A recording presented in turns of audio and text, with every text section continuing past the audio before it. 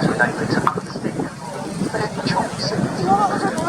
Horsepower apparent within 20 radio engines. And when this aircraft first appeared, the trouble aircraft prototype first flew in March 1955, it was very innovative.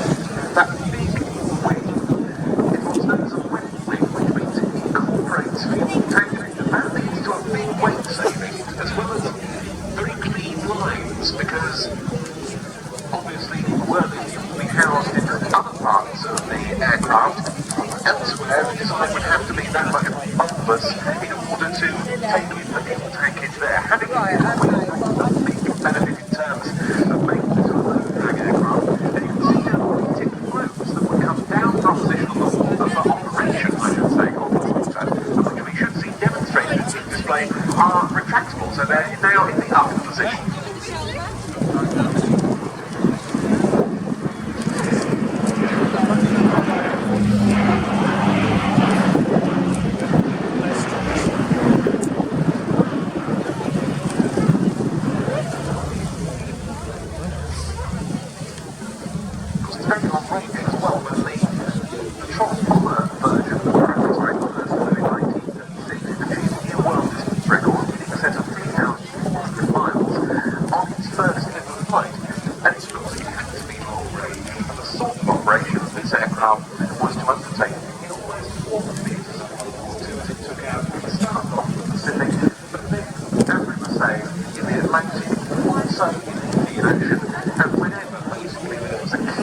Maritime operation. Catalinas were there. And with the convoys coming across from the United States, most exclusively to the UK, in the build-up to D-Day, in fact much earlier than that, 1941, 1942 onwards, it talked about the Atlantic Gap. It was the bit in the middle. Land-based aircraft in the US and land-based aircraft in the UK could only reach out so far. There was a big gap in the middle, and that is where the Catalina really came in with other aircraft, such as the Marine Operating Ranger, to actually provide air cover against German submarines primarily.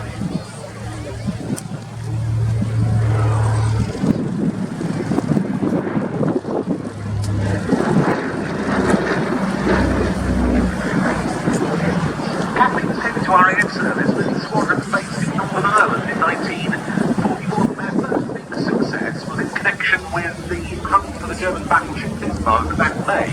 It was a number 209 squadron Catalina that located the ship off Brest on the French coast.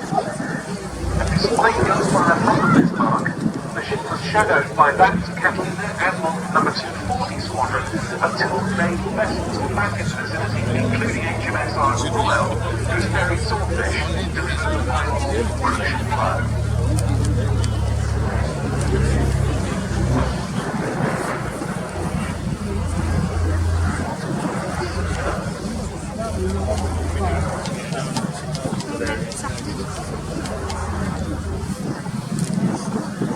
Catalina's also covered the North African landings operating out of Gibraltar in the RAF service, and they protected convoys, supply convoys from a base close to Murmansk in the Soviet Union. In fact, the last U-boat sinking at the Battle of the Atlantic was by a Catalina from number 210 Squadron. It took place northeast of Sullen Bow, the Shetlands, on the 7th of May 1945, so just 1 day before the E-Day. That U-boat U-329's first operational patrol, and it ended up being abandoned on the E-Day itself. Rather bad luck for the crew, but they did not survive. And they're on the winter floats now.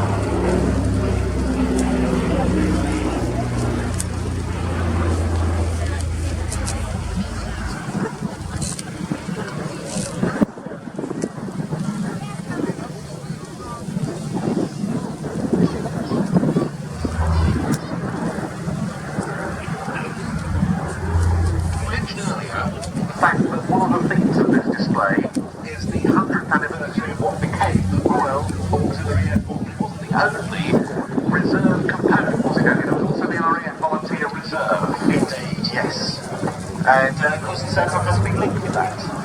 Yeah, and two Catalina pilots who were assigned to RAF Coastal Command during World War II were awarded the Victoria Cross in both cases 80 years ago this year in 1944. In both cases, it was progressing through attacks against German U-boats in the face of very heavy fire. One of the two pilots was a Canadian by the name of Now. The other was Flying Officer John Cruikshank of number 210 Squadron, and he was a member of the RAF Volunteer Reserve. Cruikshank's story is incredible. He was hit in 62 places on his body. His navigator was killed.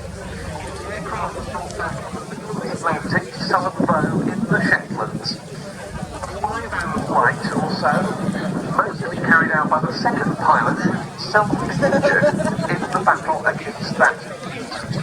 John Cruikshank, the pilot on that sortie, is still alive. He is the oldest surviving recipient of the Victoria Cross. He's now 103 years old, and he's only recently been presented with the Air which was a decoration given to many members of the RAF Volunteer Reserve and the Royal Auxiliary Force who served on operations.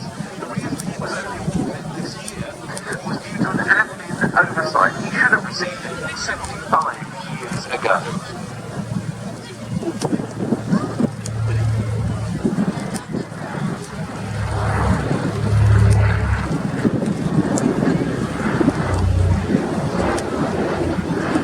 And in fact, talking to some of the crew this morning, they were going to this yes, he's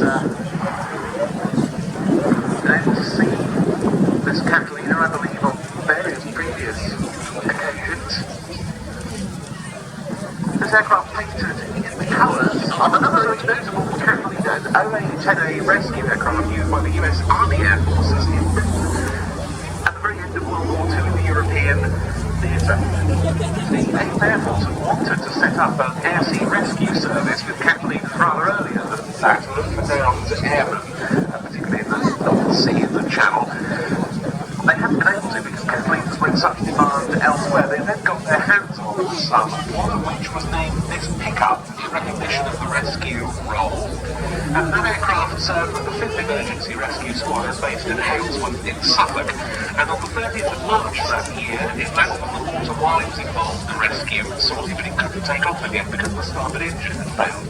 The Catalina taxied for an hour and a half to get clear of the Dutch coast. At midday the following day, a number of German Messerschmitt B-262 jet fighters came along, shot the OA-10A up, it was abandoned. The crew got into dinghies, and they were rescued 4 days later on the 4th of April. This aircraft commemorates that one with the replication of this pickup nose art on the nose.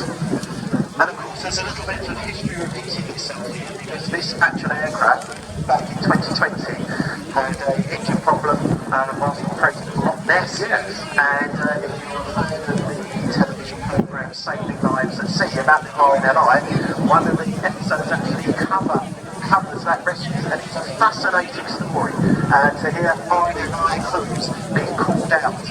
And what's the imaging? Is it a fisherman? Is it a kayaker? No, it's a Catalina amphibian engine failure.